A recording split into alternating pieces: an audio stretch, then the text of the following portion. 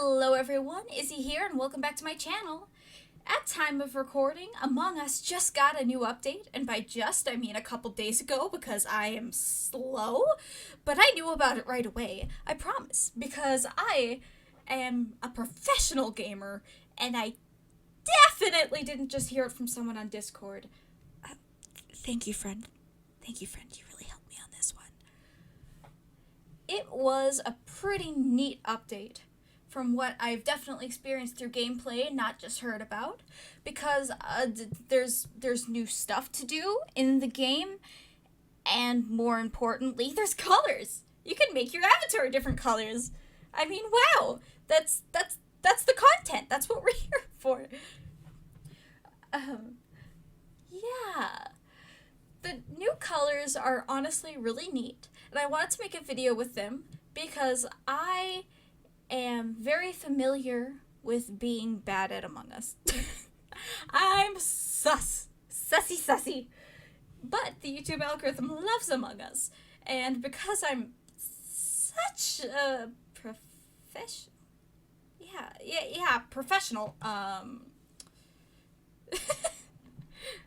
by the way, you see that number on the screen? You could make it bigger if you wanted to, because there's a big emergency button under the video that's labeled subscribe, and there's some tasks for you, i.e. liking and sharing and commenting. Sussy sus. Comment sus. Oh, goodness. Anyway, I decided to do a challenge, like the title implies, where I took only the new colors, not the old colors, just the new colors, and tried to make a finished illustration with them. And you know, along with just picking out the colors that were there, I decided to add a couple of different rules just to make sure it was, how would I say it? To make sure it was sufficiently challenging. There we go.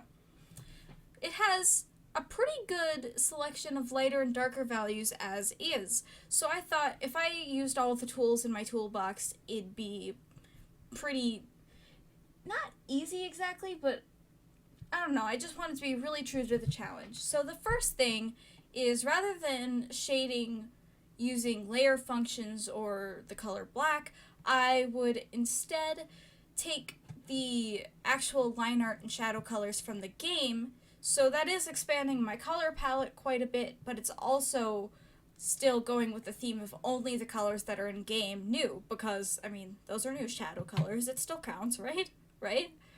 Yeah. Secondly, since I did have a pretty wide color range, I decided to handicap myself a bit by not letting myself use the color white or the color black. Typically, with a color challenge, you can get away with using both of these colors because, for color theory reasons that I don't know how to explain, they aren't really colors, they're just like the darkest and lightest hue of every color. But I figured the light yellow and the light pink combined were light enough that I probably wouldn't need white and black, and it adds an extra layer to the challenge. The third and final rule is that I couldn't use any layer functions either. So on the right side of the screen, there's a part that says like normal, and there's a drop down arrow by it. And typically, if I clicked on that, I'd find a whole bunch of options that say things like add or multiply, and those all do different things to the colors. Like add makes it shiny, glowy, and multiply can like make a color more intense and that sort of thing. And it would have resulted in colors that weren't actually there being there.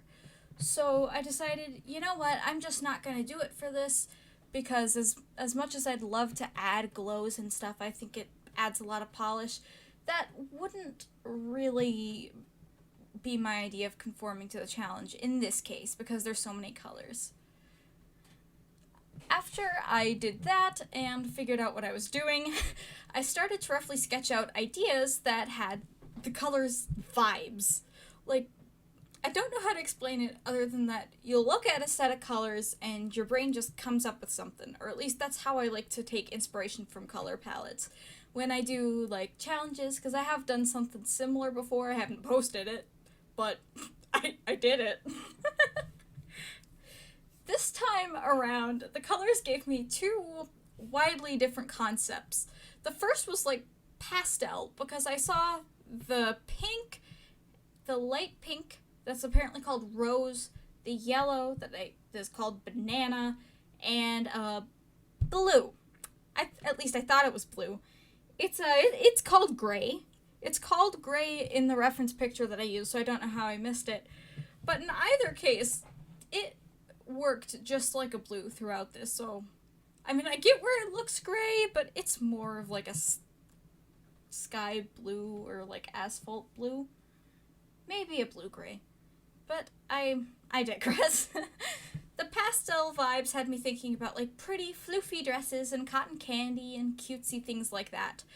But I didn't end up going with it because there were a lot of darker colors that I wanted to incorporate as well, and I just thought I needed a theme that worked for that, especially since we were limiting the colors to begin with. The second category is the one that I went with, and that was sunset. I saw the corally color that I don't remember the name of, and the darker red, and the blues, and like, all of it could work together to be a sunset. I just saw it. I'm not super big on just doing landscapes, so I did sketch out a character too who's having like a little picnic on a hill, and once I liked the layout of the little thumbnail-y type thingy, I moved on to a new layer and started sketching out the final. At this stage, I was actually thinking less about composition because I'd already in my head determined that, and more so about like what the character would be wearing and what exactly the setting would look like and what colors I'd use where. And yeah, she has some funky Uggs. I felt like writing that in the script, so I guess I'm saying it here. After that, I started working on the line art. And I knew I was going to have colored line art because the color palette has colored line art. That's the challenge. Usually I would have just picked the darkest of the dark colors and used it for everything, but kind of in the spirit of Among Us, kind of in the spirit of just having a good time with this, I thought it'd be fun to use the color I planned on making each section for the darker version of it for the line art. So like, for instance, she has jeans, and so I gave her a dark blue line art, like the darkest version of the blue-gray, and her shirt is going to be the banana yellow, so I used the darkest version of the banana yellow and that sort of thing. That meant actually planning out my colors in advance rather than winging it later, like a cuckoo. And wow, it's kind of helpful. Who'd have thought? I should do that all the time. I probably won't, but I should. Anyways, after completing the line art, I put down the base colors. At this stage, I tried not to mix colors where I could because I wanted the original palette to shine through, but in the skin tone and in the hair, I did need to because it looked a little alien. The shading came afterwards because that is how art works. The shading was pretty standard. I couldn't get all the contrast that I usually would because I didn't have the darkest of colors, and the ones I did sometimes muddied up the product because I wasn't adjusting the hue to work best with the color underneath it. But I do like this simple shading style, and I think it probably suits my style better than the closer to realistic shading anyway. So yeah, it worked out in the end.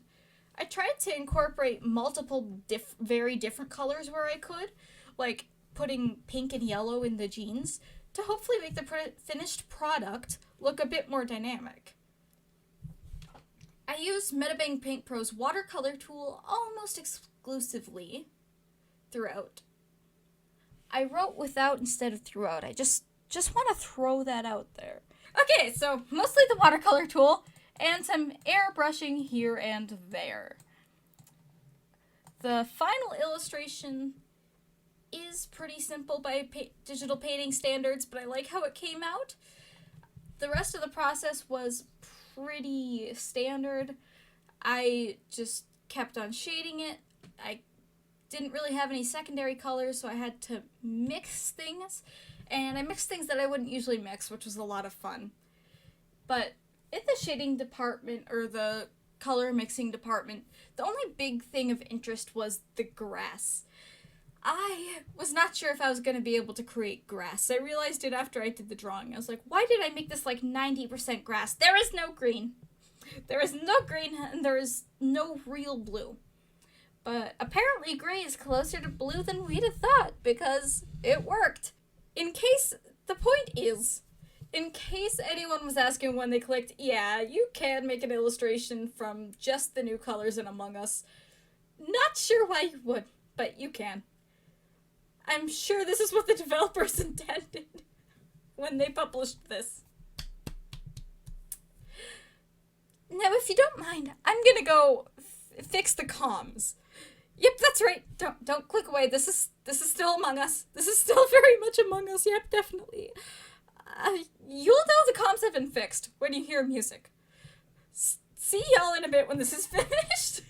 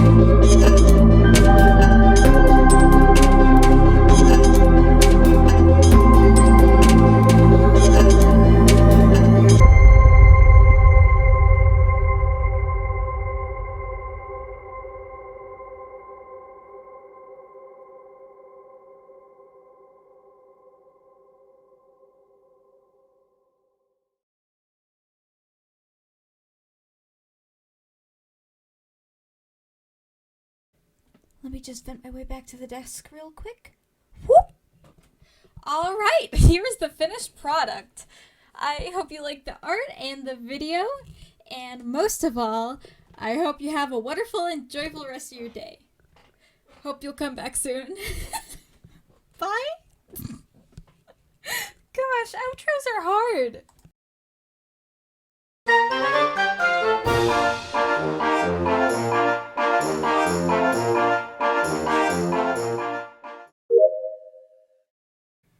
Hello everyone, Izzy here and welcome back to my channel.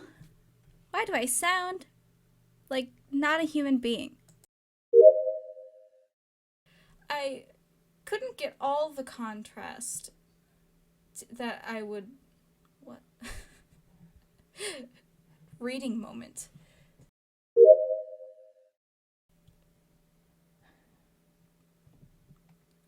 Oh, okay. Wow, my script moved on really fast. I'm not gonna do that. You know what?